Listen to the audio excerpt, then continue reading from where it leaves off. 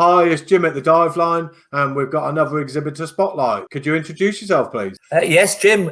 My name is Alan Evans. I'm the owner of Elite Diving in Sharm el Sheikh on the Sinai in Egypt, on the shores of the Red Sea. It's great to have you as an exhibitor. Why did you choose Scuba.Digital as a platform? Well, we've always found the other dive shows to be quite successful, meeting new clients and also seeing our old clients as well. They always come around to see us. But obviously, people have a lot of questions to ask. And on an email, you don't really get the feel for it.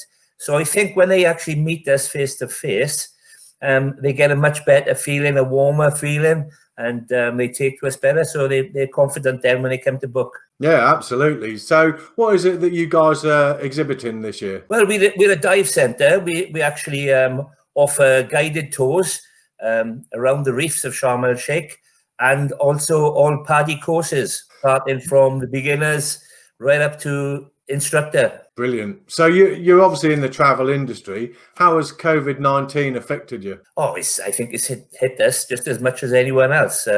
It's hit us tremendously, really. We've opened up since late July, and we've had a small trickle of people coming through.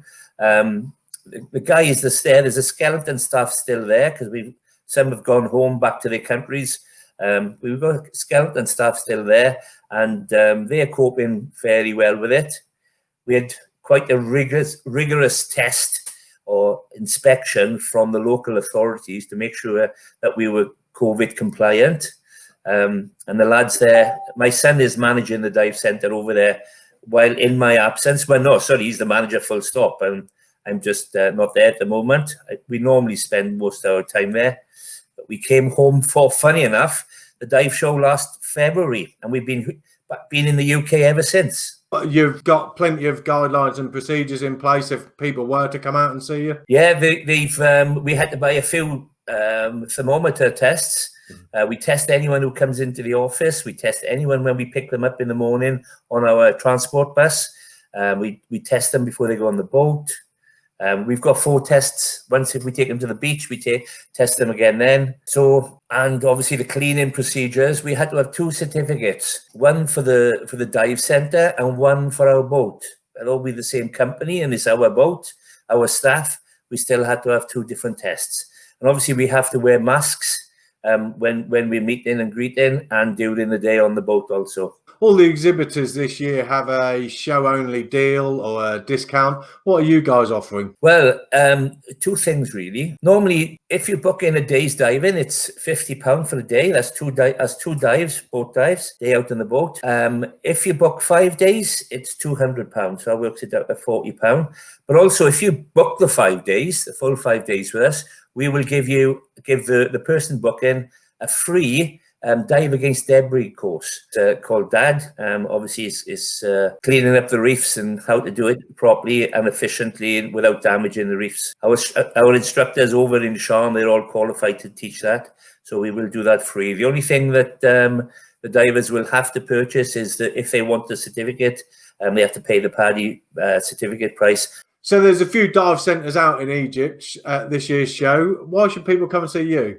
Well, it's a very good question, and I can understand people who hasn't been and dived with us previously. It's a bit of a minefield because there are so many companies out there. But I think if they did their research, they'll find the longevity of our company. Since I've actually owned the company now since 2005. And over the years, we've won many awards. 3 years running, we won the award with Scuba Diver magazine. We came top in the world, #1 in the world for 3 years running. The last 3 years, we've won the Dive Travel Awards, the top in the Red Sea, and we came 3rd in the world last year with them. We're in the final again this year. So that speaks for itself. Our own clients, our own divers actually vote us in as opposed to anyone else. So anybody else's divers can do that for them, for the other dive centres. They go to other dive centres as well, so they may choose to prefer to vote for others. But we tend to get a lot of our clients, they vote for us.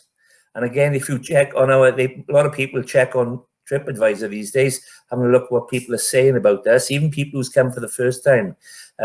We'll get some positive feedback there, and that's a good indication, I think, of why people should actually choose us. Yeah, I think just getting those awards speaks for itself, to be honest. Yes, it's similar faces in the awards, similar names we see in the different categories every year, and keeping standards is very, very important for us. And I find myself, I've always been fairly competitive, so I like sort of keeping up there and keeping our face. So we've got to be on the ball all the time, making sure everybody's happy. And we just do that naturally anyway. It's what we're about. The Red Sea's a fantastic place. Have you got any spectacular dive sites that we can go and see? Oh, there's so many dive sites in our area. It's actually phenomenal. It's really world class. With the Straits of Tiran, there's so many different choices there. Beautiful corals. Ras Mohammed National Park. That's again massive drop-offs and beautiful, stunning corals there. But the big one, and a lot of people come just for this, is the Thistlegorm. It's a World War II wreck that sank in 1941. And funny enough, although this is not going out live, I don't think, is it? Today is the anniversary of its sinking. Really? The 6th of October, we're doing this little chat, and today's the anniversary of sinking. We normally have a bit of a pilgrimage out there because it's a British merchant ship, which was on secondment during World War II. There's normally a big group of us to go out and pay homage there. Basically, we've taken a reef in the past and placed a reef on it on the 75th anniversary of the sinking. It actually is my birthday also, so it's a double whammy for us. Yeah. Happy birthday. Thank you very much. But the Thistlegorm itself is, I think anybody that looks it up will see, is loads of footage on YouTube about it. It's actually a world-class wreck. I've dived in Truck Lagoon and I've dived most places around the world.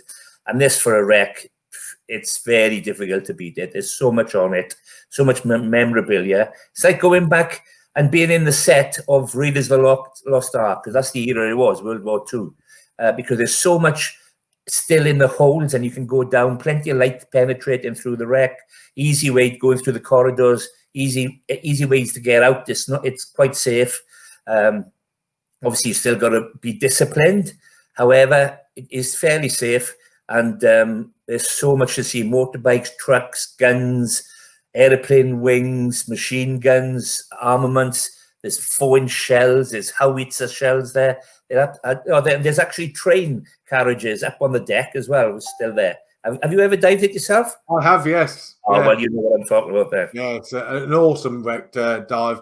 Well, thank you, Alan, for joining me tonight and telling us all about elite diving in the Red Sea.